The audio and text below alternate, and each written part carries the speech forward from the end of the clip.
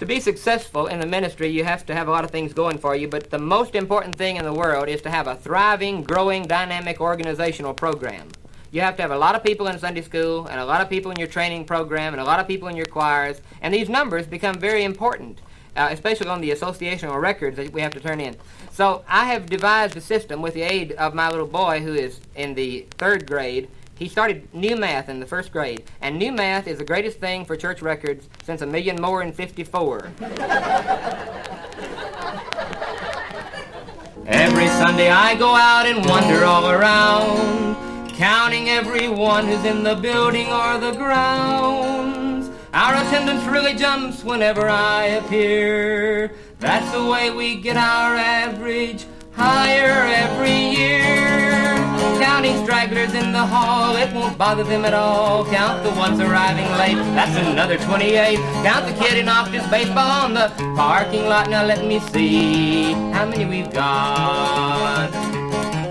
Count the ones who brought their Bibles and multiply by 2. Count the ones who read their lessons and gave money to. Then subtract the absentees and multiply by 3. This new system is so good it even works for me. Count the total visits made and the money that was paid. Count the ones who didn't stay for the service last Sunday. Count the pastor in the study and the cat out on the fence. And soon we'll have a record attendance.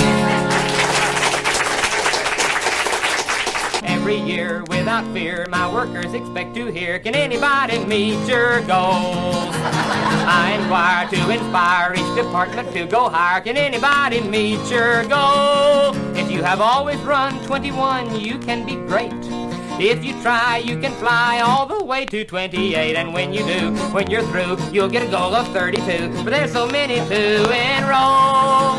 So if you are a teacher, listen to your preacher, and everybody meet your goal. Put on your sport coat, get out your car. We're gonna go where the prospects are. Where should we go? It won't be hard. They wrote it all down on a prospect card. Everybody ought to go visiting. Everybody ought to go visiting now. Everybody ought to go visiting. Everybody ought to, but they don't know how. So we had a clinic. We had a school, we gave them lots of gimmicks and tools, tracks and charts and a book by Truett. Now they know how, but they still won't do it. Everybody ought to go visiting, everybody ought to go out and try. Everybody ought to go visiting, but nobody will, and we don't know why. So we have a supper, we have a plan, we gotta motivate them any way we can. Eat before we go, and when we return, and every visitation night we get heartburn. Everybody ought to go visiting, everybody ought to get into their car. Everybody ought to go visiting, we gotta get the gospel where the people are.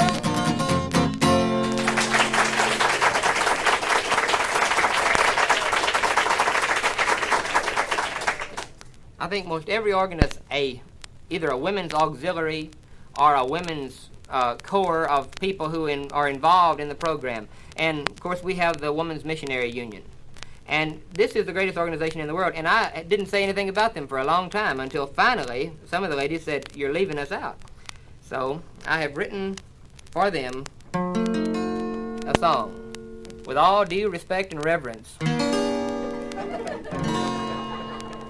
Let's leave it to the ladies, that's what we ought to do, because they're so effective in WMU. How they got so efficient, I cannot understand, but what could you expect from me, for I am just a man.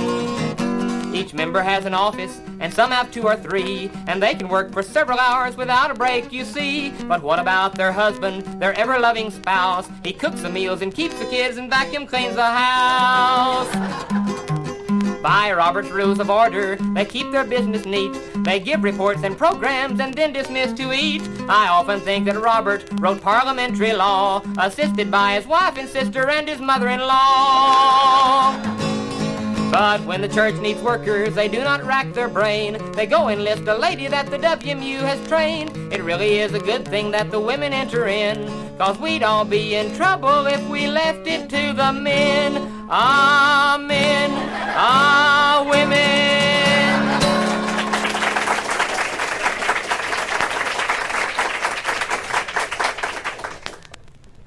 I believe that we should have special music for every occasion. And I have an occasion for which a song should be written. And as far as I know, it hasn't happened yet, but if it ever does, I have special music for it. Oh, my Sunday school pin got too long for my coat, and it hung all the way to the floor. I had not missed a Sunday in 43 years, and next year would have been 44. It began on the morn of the day that I was born, when the cradle roll added my name. And for richer and poorer, through sickness and health, my attendance went on just the same.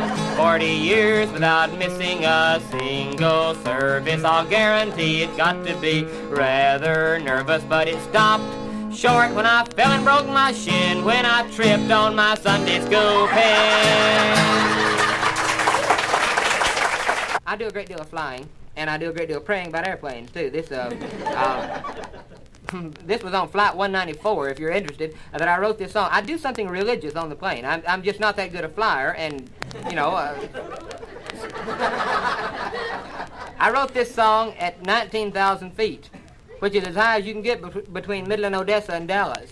But a lot of people sound like I was high when I wrote a lot of these songs, and that isn't true. But this was 19,000 feet, and I thought, I've got to do something religious. In fact, I was on the plane one time, and I was registered somehow as Reverend Dan McBride, and they said, you're a reverend, I see. Well, we're about to hit some turbulence, and I wondered if you could, people going to be afraid, wonder if you could do something religious. And I took an offering.